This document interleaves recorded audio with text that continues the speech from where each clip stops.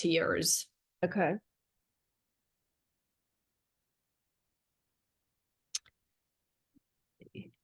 Hello, family out there. It's so fun to be here. We're trying to see if we can go live in a few places or record. So give us an extra moment. But while we're kind of doing this, I wanted to just say a little prayer for everybody out there in the Los Angeles area. There are 3 different fires happening. And I know I've got some friends out there that some have been evacuated. Some are on the lookout right now on the waiting to be evacuated. And some are choosing to leave because the air quality is just so poor right now. So just sending them lots of love and blessings. And if anybody's out there needs anything, reach out. There's a lot of people I know that always want to help, but don't know how to help. But there's people out there that want to help.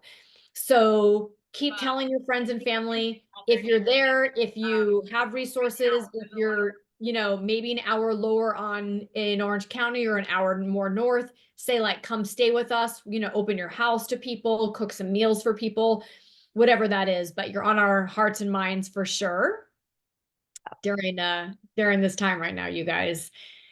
So thank you for always being with us. It's so great to be with Dr. Heidi and our Get Well Wednesdays and always our fun topic. How are you today, Heidi? I'm pretty good. I'm doing all right. Doing all right. We are officially rolling into week 2 of 2025. Of 2025, bring it on. Bring it on, you guys. Last Wednesday was New Year's Day. So now here we are a week in. And first and foremost, we hope you've thought about not really like your goals, hopefully you have had some goals for 2025, but you've even thought in this broader picture of whom do you want to be? Whom do you want to become in 2025? And kind of one of the things that goes along with that is Heidi and I were talking about some common things that our clients either ask or they're coming in with some, struggles, and looking at how to become the best version of yourself in 2025 goes back to how's the function of your brain? Yeah, exactly. How is the function of your brain? Let's start 2025 from the top down, truly from the top down, right? I love that. That's a great title, right? Starting from the top down in 2025, you guys. But you might think like, what does that mean? Because a lot of people say like, okay, so I think about brain health either in terms of getting older and getting dementia, or I think of it in terms of my kid had a concussion. But if I didn't have a concussion or I'm not showing signs of dementia, what does brain health mean? How do you live a life in good brain health, Heidi? I don't know. Maybe we should start there. I mean, maybe we should start there because that's such a great question. And I think it's a question that most people have. And because you have a lot of people talking about brain health, but it's hard to assimilate with people. And we go back to the default, which is just treating from the neck down. And we hope that it translates to helping our brain. Yeah. But just like sitting back and hoping we don't age, that's a silly concept, right? It's like we can't hope that it just helps our brain. We have to be active. And the more we know about some of the signs of the brain not functioning optimally, instead of going straight to, oh, I have Alzheimer's, oh, I have dementia, take a step back and say, wait a minute. That's my brain saying it's not happy here or it needs support here. And how can I do that? Most of the time, brain function improves. Yes, with diet, huge, but really specific movements is surprisingly effective and they're surprisingly easy. It's just you gotta do it, right? You gotta be in it to win, right? You guys, before we jump into kind of like diet and exercise and targeted exercises, Heidi, give some examples to people of maybe they're coming in to see you or they've gone to see other practitioners, and it goes back to traditional way of thinking of, if I see this, I'll treat that, but not getting to root cause. Right. Like we were talking about some examples before we got started here. Yeah, exactly. So a lot of people will come in, they have cold hands and feet, oftentimes in the traditional model, and they're not always wrong. I'm not saying that. I'm just saying in the traditional model, people go right to thyroid. I have cold hands and feet, my thyroid is under functioning. Could be, but it could also be circulation. And when we think about circulation, you have to think about the biggest organ that consumes our circulation, and that's going to be our brain and the feedback to the brain with circulation. So these are warning signs that the body is giving us, or that the brain is giving us, that I'm not getting what I need in here. Cold hands and feet, or poor nail growth. A lot of people, women will say, oh, my nails are breaking, they're chipping, I must need biotin. I'm taking thousands of milligrams of biotin a day and it's not changing, because maybe that's not it. Maybe it's a circulation issue. And this is what I see in the clinic often. And that's why I always try to look at people's toes and fingers and fingernails, because that tells me about their circulation and if it's optimal or not.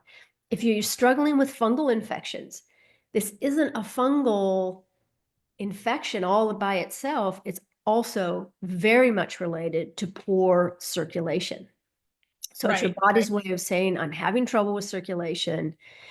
And again, if you're doing all the fungal treatments, if you're taking your biotin, if your thyroids and labs are optimal, but you still have these symptoms, it could be a circulatory issue, a circulation issue. It's your brain saying, I need more nutrition. I need more oxygen. Get moving, get moving, get moving.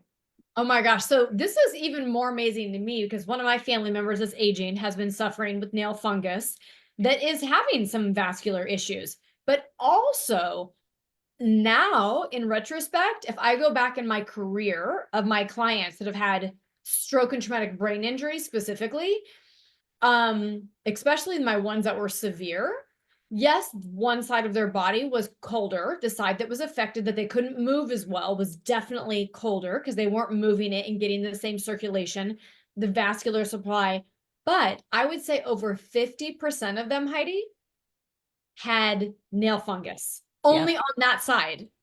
Right. Key. Yeah. Like, Amazing. and the same thing, they're just trying to treat it, the fungus. And I'm like, but we've got to get the cellular healing more than just fixing the fungus. Exactly. We have to go root cause. If the medications aren't working, we haven't hit root cause. And that goes with just about everything. And to go back to the poor circulation, the phrase is fingers, toes, nose, and hose for the men if they're experiencing ED. Again, it's a huge sign of circulation problem. It's not just the hose isn't working. It's not getting what it needs to be able to work. And what I find is the men that come in for that also struggle with nail fungus. Wow. Yeah. Yeah. Yeah. And you know what? One of the things, as we kind of weave our way into some diet and then to some supplementation, is I was really surprised that when people can activate, again, speaking of nails specifically, right? Everyone was like collagen over the past, I would say 10 years, collagen has been the rage of everybody needs collagen. But as I'm looking at the benefits of certain collagen and having the right types of collagen, collagen in and of itself can help you with the vascular supply in your blood vessels, right? Because it's making up the structures of your blood vessels, which is like, oh my gosh. So men might think, I don't need collagen, or women are just like, no, no, no, I need it because I want better hair. But that is literally one of the best things that we can do for ourselves to improve our vascular to wherever in our body, but specifically today, the conversation is to the brain.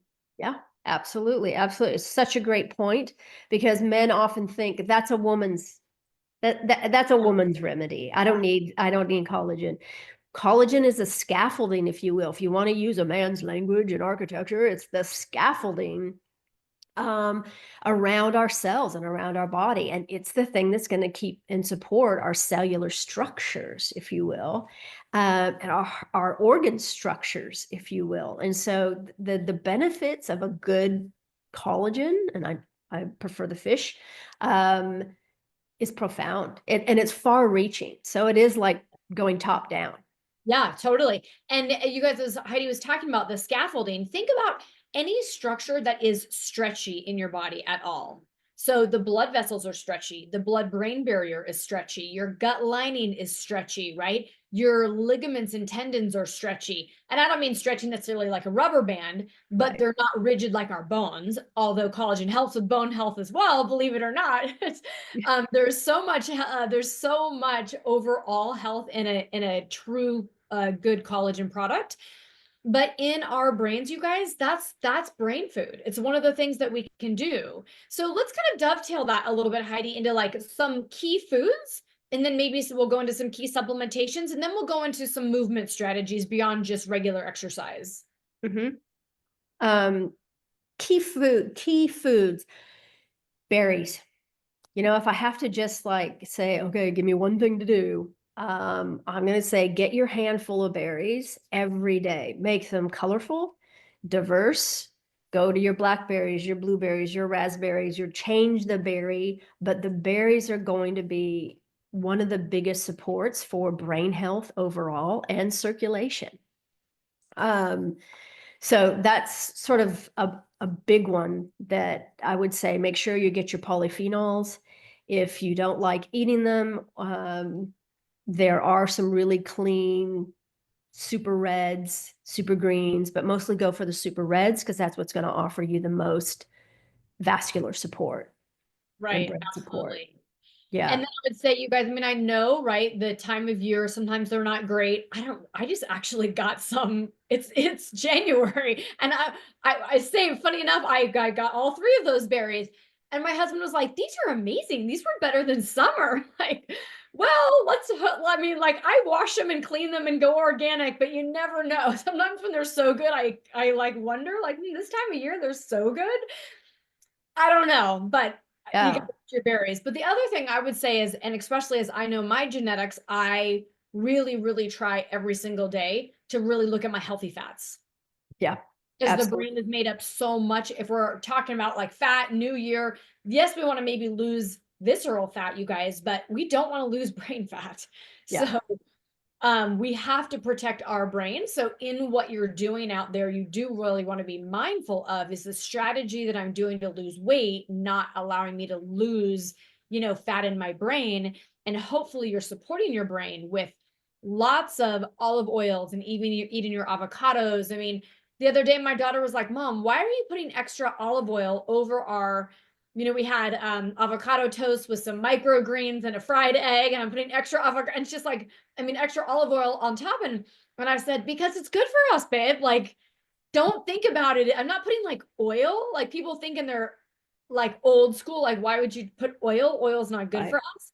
Oh, you guys douse things with olive oil. Your brain loves you. Yeah. It lowers your negative cholesterols. I don't think anything's good or bad.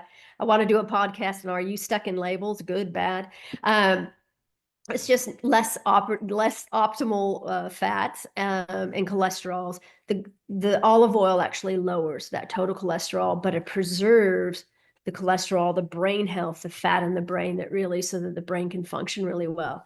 The key omega-3s that are important is a DHA that we find in them. And if you are experiencing already having some of those cold hands, feet, toes kind of thing, experiencing brain lapses or memory lapses, if you will, the DHA, just getting a specific DHEA and higher, more direct concentrations can have a profound effect. Yeah. Yes, yes, yes. Yeah. So, and Couple maybe, of yeah, other things, if we want to look at even supplementation, beetroot powder is a big one. It's great for the brain, but it's just great for circulation. Anything that's good for the brain is going to improve circulation. It just goes hand in hand, supporting one down trickle effect to the other. The ginkgo biloba, go ahead. I was just gonna say in the beetroot powder, if people are good with beets, is like eating beets on your salad, or like for instance, I made beet juice and it was like beet, carrots, ginger, just as good as the powder, or is there something specific in the powder? No, it's just the, 50% of the people just hate beets. Yeah, okay. That's what I And they're just thought. not going to eat them. Yeah. If you can eat beets, it is far more beneficial to eat a beet. Eat a beet, eat a beet, eat a beet, right? Should be a song. Eat a beet. But if you're not going to do that and you know you're not going to do that, let's go ahead and get the benefits and get a clean beetroot powder. Um, Lots of good evidence that it does have an effect. It increases our glutathione, which is our major antioxidant in the body. So it helps improve, not only improve circulation, but it helps our body produce its own antioxidants that are powerful and effective. Okay, you guys, make sure. I mean, I will tell you, like they're a staple in our house. When I was a kid, I'm like, oh God, no way beets. And now, I don't know, just figure it out. That's funny because I was always so excited when my mom would make them. I'm like, oh my God, we're having beets today. This is so great. You know what happened, Heidi? I had one of those stories when I was 5 years old. I went after school to the babysitter, and like we ate whatever meal, and I didn't know what they were, and I didn't like the way they looked or smelt. I never had them. I had no idea. And she made me eat like a big bowl of beets, which then of course I worked myself up and I proceeded to get sick. And so I think then I had a beet aversion, like, Sure. you know. Absolutely. Then it took me in my, I don't know, like late 20s to like refine beets and fall in love with them again. Sometimes it just takes time. Right. I didn't like a Brussels sprout till I moved to Europe and I was at a friend's house and I'm like, you can't be rude and not eat what they serve you. And they serve these, they were gorgeous looking Brussels sprouts, but I'm like, no way, man. I ate them and they were so divine. I thought, I think another serving is, am I a glutton if I have a serving? It was so good. Changed my whole perspective. Yeah. Yep. Agreed. Agreed. Oh my gosh. Any other kind of foods? And I know we're not like going heavy on food, you guys. But if again, it's just a few things, right? Just add a few things just so that's you don't have to go crazy. Yeah, it's not go crazy, but getting a few of the little things. Also, the fruits and vegetables that are high in potassium, especially if you are struggling with blood pressure issues. You may not be on blood pressure medication, but you may have a higher end. Make sure you're getting that potassium in there. Not too much, not too little, but you're eating the foods higher in potassium is going to be more beneficial as well. Your typical magnesium, cacao. We all love chocolate, right? Get pure, clean cacao really helps with brain health and circulation. Uh, everyone goes, oh, the ginkgo was a big thing a long time ago. It works. It works. Take it, get it in your diet, take that supplement. Vicositine, it's not as widely, out there discussed, but vicositine is an anti-inflammatory. It helps with neurocirculation as well as vascular circulation. When anyone has a traumatic brain injury, high doses of vicositine is administered to squelch that inflammation. So that's another great supplement to grab. Yeah. So Yeah. you guys, it's just think you want your polyphenols, really your good, really clean, healthy fats. And of course, we're not even talking about what you need to eliminate, right? Like Right. like hopefully you guys know that, right? Sugar's the evil. Um, gosh, ultra processed foods are evil, right? Come on. We know that and protecting our brain for now. Yeah. Yeah. Because that's, again, if people are very concerned about their brain, they're worried about their brain function. Most of the people that come in and they complain about that dip in the afternoon, or I don't feel like my brain's on, when we really deep dive and look at what they're eating, how many calories they're consuming, what's the quality of the food, of those calories, they're just not eating enough.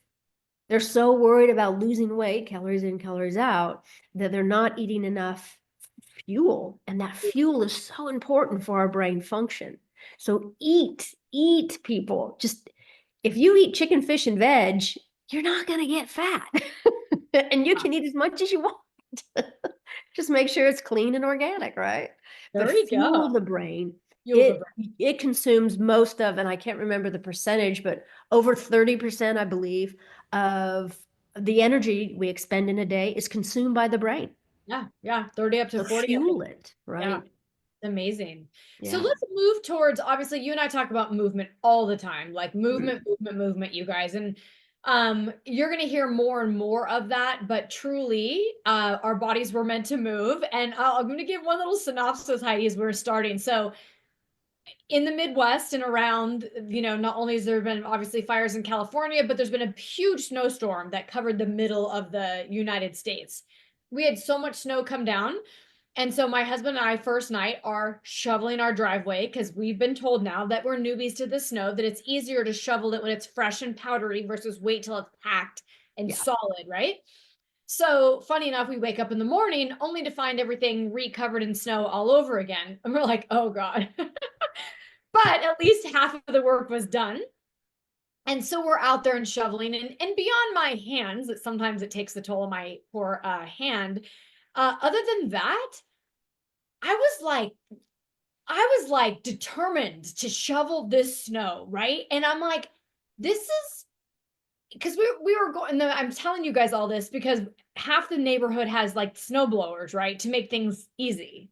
And Mhm. I was telling my husband was like, there's ones like you can just find it, like people are selling used ones pretty cheap. And I go, there's something about the hard work. Yeah. Like, I like it. Like, is it a pain in the butt? Yeah, it's a pain in the butt. But like the physicalness, the difficulty, the working hard, the sweating. So I think sometimes we want to let ourselves off too easy. So when we talk about movement, like you gotta kind of stress the body, right? Like that's what we were here to do hard things. Right? You're so right, Kelly. You just nailed it in saying that we need stress. When you look at even the body down to the absolute cellular level, our cells, which are so smart, they're dialed in, they know what to do, when to do it, how to do it. But they need the trigger, if you will, the switch pulled of a little bit of stress or a lot of stress. You hit that stress button on a cell and it starts to work, functioning and repairing, multiplying or dying off, cleaning debris. It just does this magnificent stuff to make us human and make us well, right? But that it's the stress that's the trigger. And if we use it wisely, it can create such magical, magnificent things. Too much stress, too much exercise can also be a negative thing. So again, you want just the right amount. We are made to do hard things, and in fact, we should do hard things. We have so many things in our world, as you pointed out, that make life easier. Is that really a good thing? I'm not sure, right? I'm not Um, sure. I'm not sure. I sometimes I think I'm like the oddball because I even told, anyways, as we were having this conversation in our household, I said, I know not everybody likes to mow the lawn, like, but I don't know. Like, there's everybody here, and granted, if you have acres, you need a ride-on lawnmower. Like, Yeah. I get it. It would take you like all week, and you'd have to start all over again. You Right, couldn't do Betty, anything right. else, right? Like that would be crazy. For us, it takes a few hours to mow our yard, but again, I don't mind the hard work.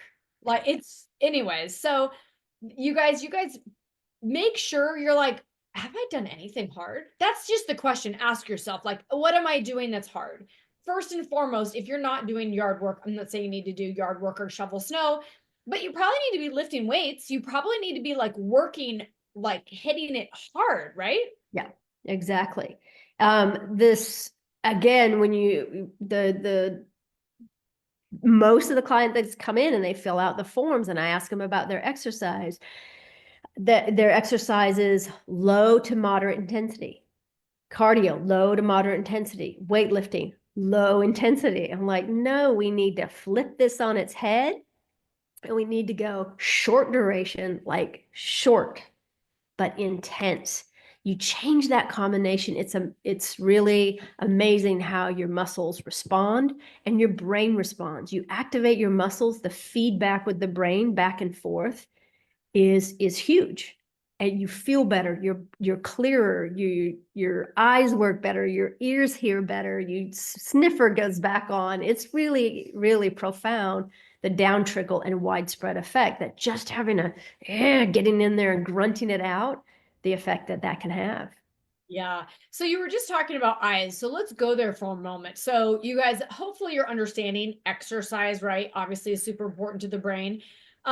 But there's also specific exercises that train our movement, our balance, coordinated with our eyes, that trigger certain areas in the brain to reconnect, talk to each other, start building those synapses faster and faster. So Heidi, that's one of the things in your office as people fill out a questionnaire, you're finding like what's missing components. So maybe give us an example of somebody either coming in or some of those eye balance exercises you would do with somebody. Yeah. Yeah, that's the thing. When you consider the brain and you say, well, how does the brain gather the data? Right? The brain's just in there in the cranial going, how is it gathering the data? It gathers the data by what we see, what we hear, what we smell, what we touch. So all of these things of proprioception and senses bring in like multitudes of data per second, more than any computer could possibly generate or process. um, can you tell I'm amazed with the body? Anyway, it touches all those things. Those are the things that help our brain function really well. And it sends that message back and forth and side to side and front to back and helps us be a very functioning, high functioning human being. And so if there are deficits, if there are memory issues, if there are balance issues, if there are anxiety issues, mood is going to be one of the first things our brain says, I'm not happy in here. And it's not happy joy, but I'm not feeling like I'm getting enough fuel on a consistent basis. I'm not getting enough movement. I'm not getting enough inputs that make me feel ready for that proverbial tiger that could come after us. Does that make sense? And that's its whole sort of function, is like, can I run? Can I hide? Can I get away? I'm good. I'm good, right? So it relies so much on our eyes being able to see the target and lock in on it. And oftentimes when I do eye exercises with people who are having brain struggles, their eyes are not synced up. It's not about not being able to see. It's about, are the eyes actually hitting the target at the same time and holding vision on that target? And we don't know we're not doing it. It's not something you can actually feel. It has to be someone looking at you going, okay, your eye just wandered. It did? I didn't know that.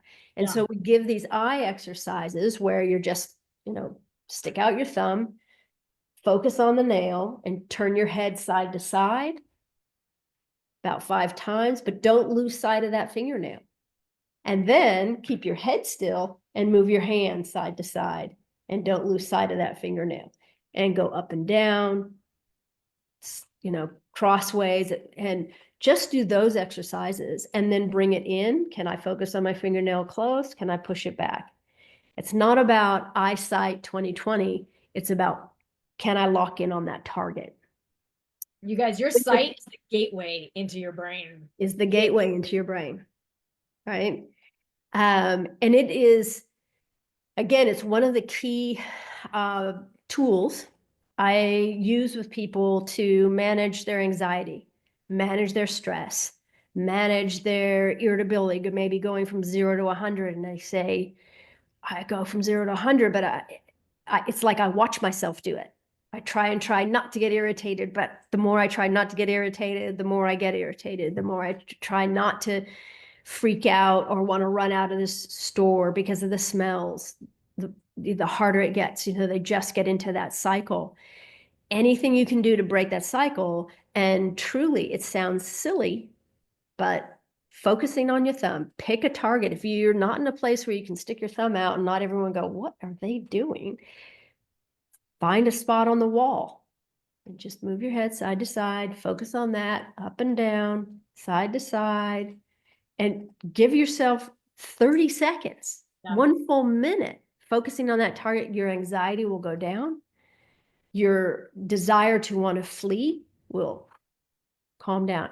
You change the brain's focus, you change the reaction. And mood is the first thing the brain